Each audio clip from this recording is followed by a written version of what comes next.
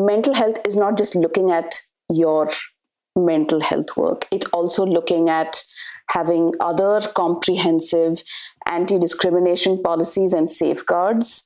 It's also looking at having grievance mechanisms up and running and in place.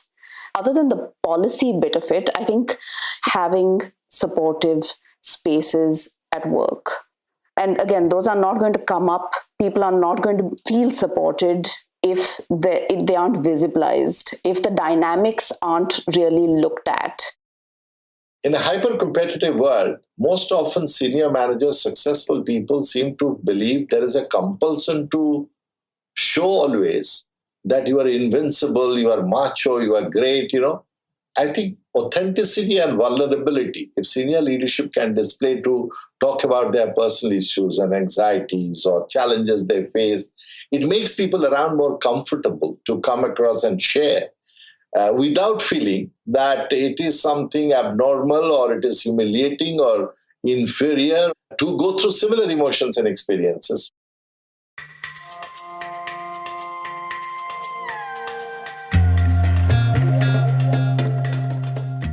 You're listening to On the Contrary by IDR, a show featuring unlikely conversations on topics that affect our future. Hear differing perspectives from leaders and experts as they help us make sense of the most pressing issues of our time.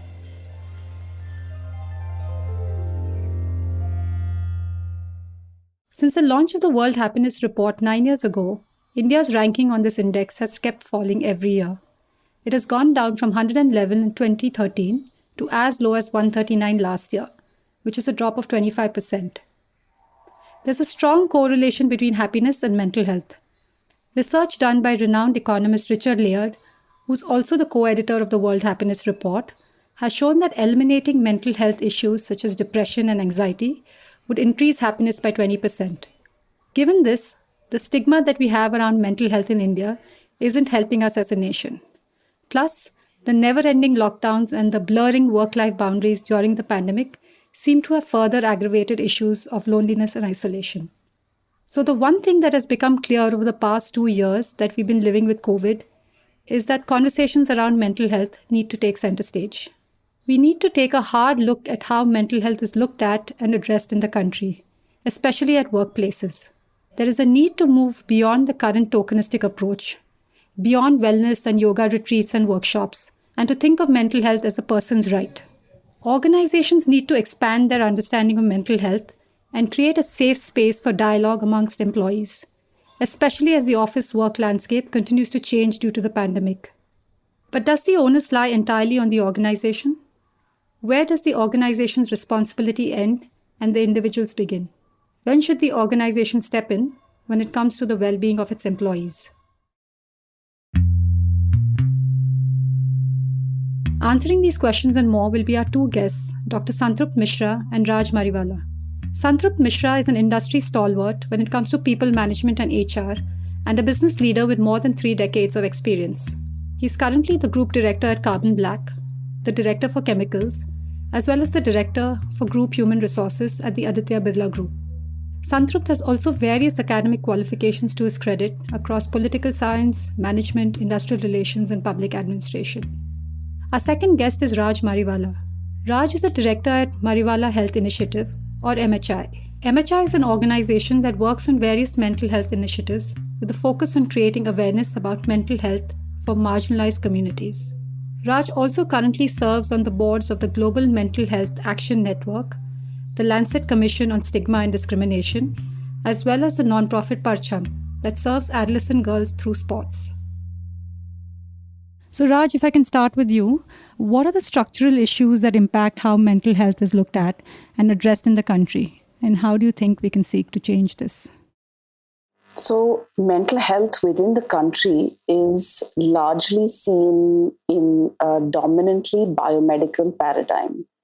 Now, what that means is that just like physical health, mental health is assumed to be a set of symptoms. Then there's a certain kind of treatment given, which could be allopathic medication or talk therapy at the most. And then what is expected is that there's a reduction in symptoms and then the person is cured. Now, this is a very limiting narrative because what it ends up doing is it focuses only on a symptom reduction approach. And moreover, when you look at the way that persons with mental illness have been discriminated against, you'll see that people aren't actually willing to take support or help for this simply because you are then shunted out of spheres of life, such as employment, such as school, maybe even transport. Now, what we've seen in COVID, people are coming to realize that mental health is also very deeply connected to our lives, the environments we inhabit, and our contexts.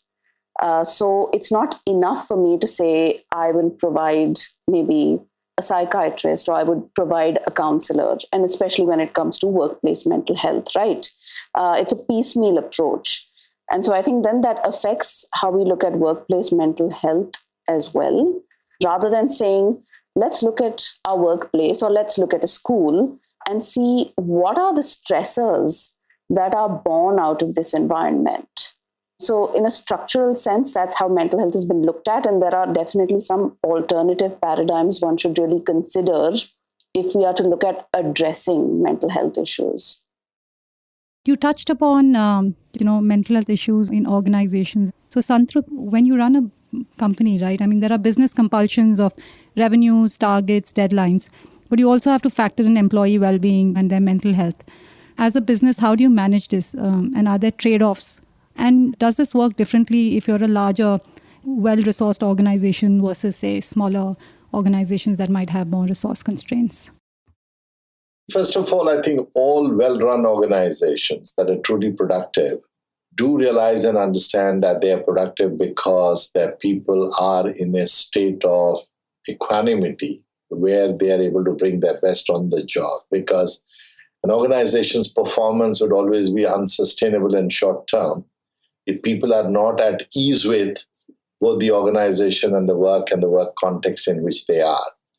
And I think all enlightened, evolved organizations do realize that. So I don't think there is a dichotomy between the two. Yes, in the short term, there will always be tension between the two in terms of how much you account for an employee's state of health, mental health in particular in this case, and how much you need to kind of meet your obligation to other stakeholders, including the customers, shareholders, and others. But the moment you see the phenomenon of interdependence and integration between employees' well-being and mental health, and the need to be productive and competitive and the rest of it, the moment you start seeing that as two sides of the same coin and not two parallel lines, then I think a lot of issues start falling in place. The challenge is that for far too long, we have refused to recognize mental health as an issue, and often to see mental health as an issue with people who necessarily are weak and need help, and not necessarily that mental health could be an issue with anybody for that matter. I think the issue boils down to the realization and understanding by the management and the leadership and the organization about mental health as an issue, and it is not necessarily only a resourcing question. As Raj very rightly mentioned, yes, you can always provide a yoga instructor, a counselor, and supportive infrastructure, but those can be the icing on the cake. They cannot be the cake. The cake has to be the commitment of the management, the willingness to understand this as a phenomenon, accept it, and the empathy and the supportive environment to connect with the fundamental issue. I think there's no difference between a large and small organization. There should not be, because both are equally capable. The reality is large organizations have more resources, but the very largeness also creates isolation, anonymity, impersonality, and a large organization should be more cognizant of it, that even you can feel lonely in a crowd of large number of employees or people. So I think resources in everything do help, and I cannot undermine the role of resources, but banking on financial resources or infrastructure alone would be a wrong thing to do. But I believe that large and small organizations are on equal footing as far as the leadership willingness to address the issue goes. And I think those have to come from the heart, from the realization, sensitivity to people. Raj, if I can segue from that, We are already seeing individuals manage their well-being to the extent that they can. But the onus also falls on companies, like both of you have said, to ensure a safe space where, mental health can be talked about and, solutions sought. So where in this sphere does the organization's responsibility end and that of individuals begin? In the past, you've spoken about the concept of reasonable accommodation. So could you also explain that a bit? I'm going to talk a little bit first about a shift in the organizational view. And that really has to be that the organization needs to look at mental health as an issue of disability rights. And so the organization's responsibility is to look at the environment. It's to address the structural barriers in society that exclude persons with disabilities. Now, what that means in a larger sense, of course, is that then your whole workplace or your whole work ecosystem is actually accessible for everyone, because you're not building it just for persons with disabilities alone. But it's a very critical shift to make, because then you're not looking at it as a privilege. You're not looking at it as, Santrupt said, I think icing or the cake. You're looking at it as a right. And this could be anything from changes that need to be in the workplace environment, change in work processes, change in location, so that the person who is maybe undergoing some sort of health issue will be able to work. This then moves to a biomedical model. It's a very expert-led model of mental health. The second model, the psychosocial model, essentially says that mental health is affected by what is in the head. It is affected by our thoughts, feelings, and emotions. And what plays an influencing role is the experiences we have, the contexts we live in, and our own lives. What also plays a role is larger society, because that's the space that we inhabit. And so, for example, a psychosocial model would say that if you are marginalized, there is a greater likelihood of you being vulnerable to mental health concerns. So in that case, the onus is to provide what we call reasonable accommodation. Now, the term reasonable accommodation is really pretty well defined in the United Nations Convention on Rights of Persons with Disability. It's called UNCRPD. And this principle essentially says that necessary and appropriate modification and adjustments that don't impose a disproportionate burden on the organization, on the kind of ecosystem, so that a person will be able to enjoy or exercise their responsibilities and their privileges on an equal basis with others in that space. So that's essentially what reasonable accommodation is. Now, if we look at historically, there was and maybe still is discrimination where employers or workspaces wouldn't hire women because they didn't want to give pregnancy leave.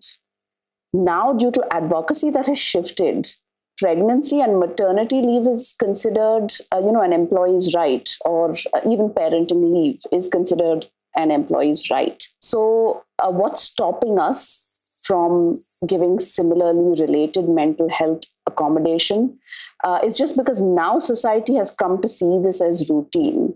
And that's an example of the environment. The environment changed to allow maternity leave, right? So it's very important then to see this as a person's right. Similarly, so if an employee breaks a leg, either you're going to make some other adjustments, you're going to ensure the lift is working, maybe get a nicer chair if the employee has to sit in the chair for long periods. So that's what a reasonable accommodation is. And in terms of mental health, it can take quite a few different forms. So extra leave, aids or appliances for facilitating work, opportunities to use advance leave or maybe unpaid leave. That's what reasonable accommodation is. Now, the employee also has a responsibility in this. I would say the first responsibility is to communicate to the supervisor or to the organization that you will require an accommodation. Now, this is easier said than done, but ideally, as you mentioned, a safe space has to be made in order to communicate that. I think the other kind of fear that most people think is that will we have to have a trade-off with performance. And that is not reasonable accommodation. Everyone who wants reasonable accommodation still requires to give proper accountability to their work, right? And that's as per your negotiations and as per communication. Now, you can change that around if that's part of reasonable accommodation. For example, maybe decreasing daily work hours, but working more days in a week. But there is no trade-off per se in terms of performance. Also, because the employee must realize that if they're unable to do certain things, it's likely that another team member would have to do it for them in their space, especially once some sort of arrangement is being made to provide reasonable accommodation. So responsibility for the employee is to communicate very clearly, and many employees do not communicate actually clearly for a variety of reasons. I won't get into those now. Thanks. I think that's a great way to frame both the rights and responsibilities in a sense of both the organization as well as the individual. Santrupt, if I can take off from where Raj left, what do you think is the change that needs to happen within organizations to make multiple levels of leadership understand and incorporate mental health policies and practice? Usually there will be commitment at the top, there'll be an understanding at the top, but how do you kind of take it down multiple levels? Because in many cases, companies might be willing to accommodate the mental health needs of star performers, but what can be done to make policies and practice more equitable, right, and applicable to all employees, whether they are stars in the company or not? And particularly in maybe traditional industries like, say, manufacturing, logistics, retail, where, some of these conversations might not even happen. I think at a policy level, when it comes to healthcare or people's well-being concerns, I don't think make a distinction between star performers and others. Because business is a collective operation. If you only could run an organization with a handful of star performers, you don't need the rest of the people. So I think, one thing is very clear, that health of an employee, mental or physical, the primary responsibility has to be that of the employee. You cannot suddenly become a paternalistic state or a company to take over everything. The primary responsibility should be there. But having said that, given the fact that you have a larger responsibility to society and your employees are also part of the larger society, if you find that there are issues there, you have a responsibility to help them, both for reasons of your own narrow self-interest as a business organization and also out of an enlightened self-interest. Raj talked about the rights of people. I look at it slightly differently. The one issue about the disability rights, which is very important as people enter into the organization, if they have pre-existing disabilities, particularly in mental area. But even in course of working, even if you do not have a pre-established mental condition, in course of working, you can develop one, paranoia, anxiety, or any other kind, caused by many things.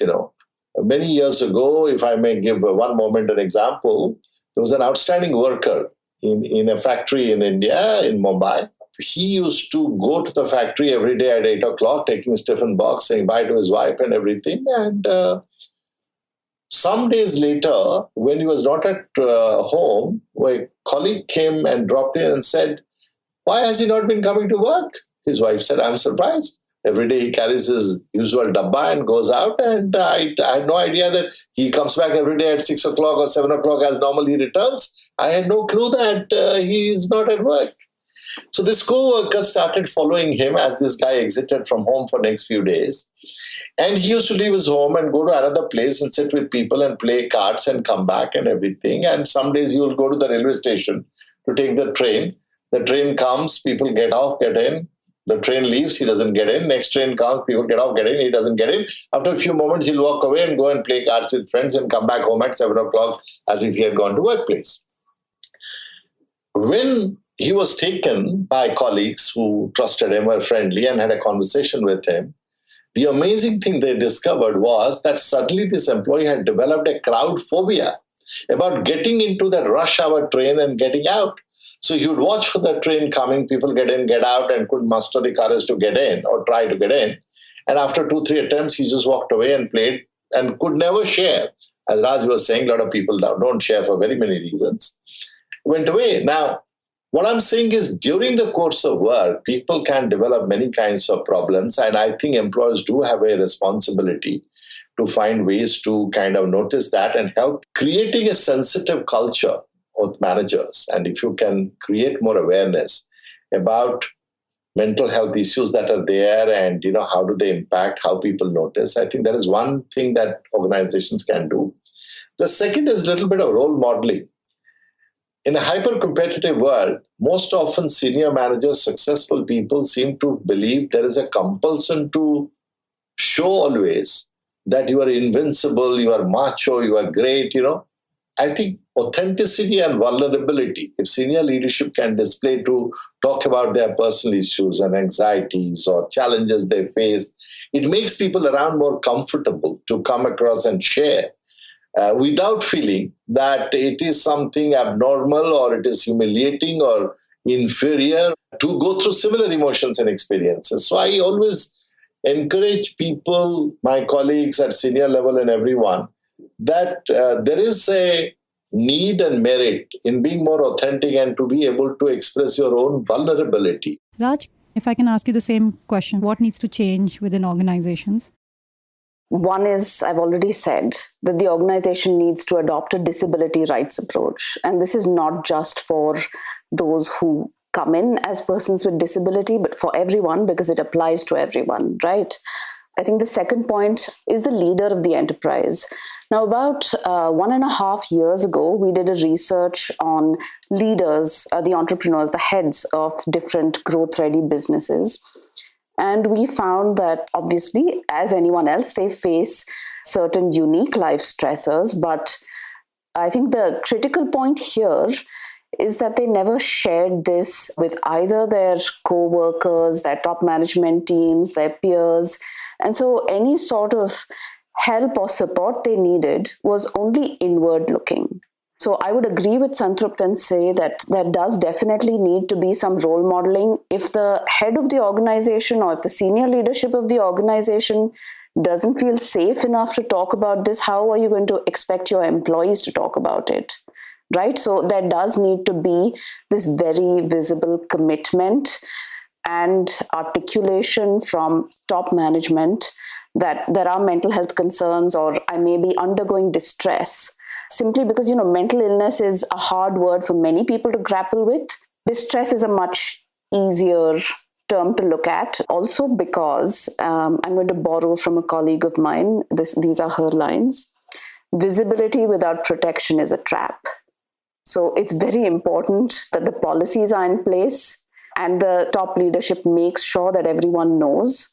Part of this is also looking at your workspace, right? And recognizing that workspaces actually mirror the larger prejudices of society. And I'm going to now switch to distress and say that workspaces are largely engineered in a way that may be more distressing to women, to LGBTQ persons, to Dalit and Adivasi persons, to Muslim persons. And so does this mean when we look at mental health, when we look at distress, that we are going to be able to treat everyone equally? And if the answer is we are not sure, then we need to look at our different policies. Okay, so one is a mental health policy, of course, which looks at reasonable accommodation. But mental health is not just looking at your mental health work. It's also looking at having other comprehensive anti-discrimination policies and safeguards. It's also looking at having grievance mechanisms up and running and in place. Other than the policy bit of it, I think having supportive spaces at work. And again, those are not going to come up. People are not going to feel supported if they aren't visibilized, if the dynamics aren't really looked at. And what are the ways in which to do that? We break it down into 3 categories. What's happening in the ecosystem when it comes to workplace mental health, what's happening in the industry, and then what's happening to the individual. So if I look at job-related distress in different sectors, There's job distress related to job insecurity. It could be to salary. It could be to work hours. It could be due to a toxic supervisor.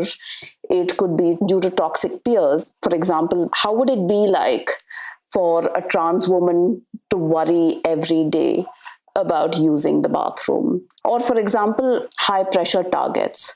So this is looking at the actual organization and the individual who may be having to deal with these. So it's very important to look at both what the organizational culture is, and second, the individual themselves. If there's an individual who undergoes anxiety and the job all of a sudden requires maybe public speaking, what sort of accommodations are you going to put in place? And then, of course, looking at the ecosystem. Now, for example, certain ecosystems employ a large, percentage of migrant labor or informal labor. What are you doing about your workforce there? What are you doing as a larger ecosystem in terms of policy, in terms of collective kind of negotiation with unions? As maybe an industry, how about pushing mental health within insurance policies? How about tying up with an insurance provider who will also provide mental health as part of their insurance package for employees, right? Santrupt, you spoke about having a culture and a sense of awareness within an organization that enables some of these conversations. And Raj spoke about having a supportive space at work to kind of enable some of these conversations around mental health, some of these practices and policies.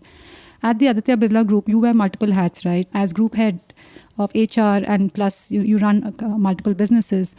So what are some of the good practices that companies can follow that work well? First of all, I don't want to make it an advertorial for the Aditya Birla Group, though I'm very proud of all the work that we have done for my existence of the last 2.5 decades with the company. Our engagement with mental health issues goes back to the year 2000. It's not a fad of today. Recognizing this as a subject and partnering with some expert organizations to people to be able to access trained counselors to have conversation has been a long-standing practice of ours since 2000. And the good news is that a stable number of people have stayed with that engagement. It has not exponentially grown, even including at the time of COVID. Now, the interesting aspect of that is that even during time of COVID, the number of people reaching out to our counselors didn't go high up, means that the network of informal culture has worked very well. We have a very strong informal culture in the organization where employee network brings problems of employees to other people. During the COVID times, people have joined on informal parties on digital, called people to stay in touch. We have managed to prevent suicide during the pandemic because informal network information has come about somebody being stressed. So when you talk about impact, obviously there are external research that talks about that every dollar you spend on well-being of your employees, the healthcare cost goes by $3.2 or so dollars, and absenteeism goes down by $2.7. So, there are empirical research outside. And interestingly, Raj was talking about senior leaders. We created an exclusive program during pandemic called Lonely at the Top. It was designed with Empower, a mental health expertise organization, which is a sister organization of ours. We designed it only for senior people to deal with their own emotions and challenges in a time of pandemic because they were responsible for other people, including their own family, etc. Our listening culture through surveys, focus groups, and segmented employees, Raj talked about women and different segments of employees. We increasingly do not do mass scale surveys. We do niche surveys to find out issues of young people, single people, people living alone in urban cities, because these are all unique problems of loneliness, engagement, anonymity, sense of significance. In one of my reviews with larger HR teams recently, somebody talked about their loneliness, and I happened to invite the person, saying an open invitation. I said, anybody who's feeling lonely, come and have dinner with me, And one of them volunteered, and the person came down and we had lunch one day. I think the informal network and the culture in the organization helps people to really connect with colleagues, to feel comfortable and sharing, etc. And I believe that's the best gift any employer, any organization can give to its employees. Infrastructure, resources, as we discussed, are important. We do provide many of that. But I believe that the training that you give it to your leadership, how you hold your managers accountable. Raj talked about obnoxious targets and obnoxious managers. I think one of the major things that we have done is to notice team engagement scores. When we get low about a manager, we have a conversation with the manager. We take more deeper feedback and have a discussion with the manager on how to improve. Some people sometimes put down statements, for example, in public, create humiliation, and humiliation creates an inferiority. I think our organization is very trained to be clued into these kind of root causes or factors in the context and try to address it. Now, I do not like the idea of best practice always, because best practices can be many. Whatever works in your context is a best practice, honestly speaking. I would always urge organizations to experiment in their own context what works, rather than simply copy-paste somebody else's practice. So coming to the last question, and this is again addressed to both of you all. For a long time in the world of business and elsewhere, productivity has been a key measure to figure out, how employees are faring. But as we're seeing workforces get younger, they're beginning to question this. So in order to bridge the gap between where companies are today and what younger people want them to be, is there a need to completely reimagine the existing constructs of work and jobs? Santrupt, how have you been thinking about this? I would somewhat question the assumption behind your question. I don't think young people are against productivity. What they have inbuilt into them is a temperament of questioning. They are seeking flexibility. They're seeking balance between life and work and work and life, in a many permutation combinations. What they're seeking is choice.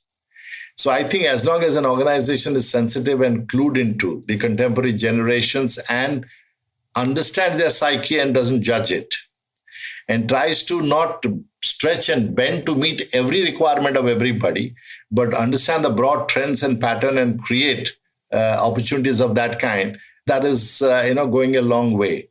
And I believe that younger people do not like bureaucracy, and I think all bureaucracy is anti-productivity. And I don't think productivity alone reflects what employees are doing. I believe the engagement of employees, captured through whether it is attrition, on the way they feel about their managers, the way they feel about policies, etc., are all very important indicators as to how well we understand younger people. Like, for example, I remember 20 years ago, or maybe a little more than that, we ran a competition in the group called Oh, Not So Smart, where we invited our employees to say, what are the not so smart things we are doing? What could be a smarter alternative? That was a way of reaching out to every employee to say, we are open enough to hear from you. What's not such a smart thing we are doing in the company? I think when you keep on doing activities like that, you convey a sense of openness. So I think productivity is an outcome of many things, one of which is how well you understand your employees' needs segmentally. There are obviously some generic needs of everyone, but I think focusing on segments, and I think that we often do not recognize segments of employees as unique cohorts. And a time has come, rather than doing a commodity approach to employees, to segment that. And I think we have been doing that. And most progressive organizations where the workforce population is relatively young, in my case, over 40% are below 35 years of age, given several of our, new age businesses. I want to acknowledge first the atmosphere that we are talking about work and productivity in. And, COVID is part of it. I think what isn't spoken about as much is that the work and leisure boundaries have gotten even more blurred. And that's a problem. I was reading some work again where about 60% of the people who were surveyed in a research said that their mental health has gotten worse because they don't kind of get really time off from work due to work from home. And then it just becomes a vicious cycle, because then, of course, that affects work productivity. So if I'm to talk about it right now, I think COVID again has brought that to the forefront to really challenge the prevailing narrow biomedical discourse. Now, the moment I look at, again, this narrow thing, I'm going to look at piecemeal and tokenistic solutions like awareness programs or employee assistance programs, and then look at counseling or something else. There does need to be a change, and maybe it's in how we define productivity. In the Indian cultural context, I'm going to say that the problem is with presenteeism rather than productivity. And by presenteeism, I mean actually being there. I know that it's been observed in the American context as well, which is someone who is present on the job, or for example, someone who is logging in those keystrokes on their computer, but they are not able to fully contribute due to an underlying health condition. I do find that younger people are very invested in having a work-life balance, more so than at least previous generations have been. And I think part of that is a value judgment on leisure. And, we used to spend all evening in our office. We spend until 8 p.m. in our office. I mean, this sort of stuff is lionized, and there is a problem with that. And so I feel like we definitely need to look at different ways in which to figure out productivity, maybe to figure out outcomes. I mean, look at the health sector. It's been immensely productive because, they have no choice, but there is immense burnout, there's immense compassion fatigue that they are facing. And so it's important to also look at productivity a little more carefully, because in the end, and now I'm going to, unfortunately, I have no other way of saying this, but diminishing marginal utility. There's this whole idea, again, that if you live with a mental illness or if you're facing distress, you may not be as productive. And that could be very true for quite a few people. And if I have to take a very personal example, I live with a mental illness, and that actually drives me to do 2 jobs at one time. I will not feel all right if I'm not doing multiple things. And so I do have 2 jobs, and I do largely work 7 days a week. But unless someone puts the brakes on me now and then, I will stop doing even the most basic tasks because there is burnout. So it's very important to look at productivity, to look at balance like that. Thank you both for shedding light on just how important it is for mental health conversations to be woven into our everyday lives, especially at work. Dialogue and conversations within the workspace is then perhaps the first critical step organizations must take towards addressing their employees' mental health. Organizations need to create an environment that enables these conversations, not only between the HR department and the employees, but also between peers, the top management, and their teams. At the same time, as organizations make space and put in place both systems and a culture for a more inclusive workspace, the onus also lies with the individual to ensure that they communicate their needs clearly for a more equitable working environment. So thank you so much, Raj. Thank you, Santrupt.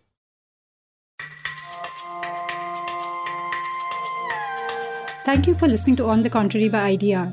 I'm Smaranita Shetty, co-founder and CEO of IDR, an online journal that publishes cutting-edge ideas and insights, written by and for people working on some of India's toughest problems. We believe that knowledge has the power to drive change, and our platform serves as a stage for underserved topics, unheard voices, and the counter-narratives that are crucial to achieving social progress. To learn more about the ideas featured on this podcast, as well as the latest thinking on social impact, visit our website www.idronline.org. You can also find us on Facebook, Instagram, Twitter, and LinkedIn.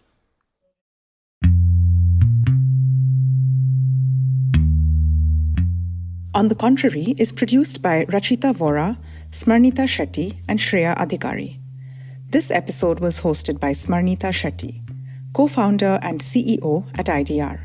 Production by Made in India. Thank you for listening, and see you next week.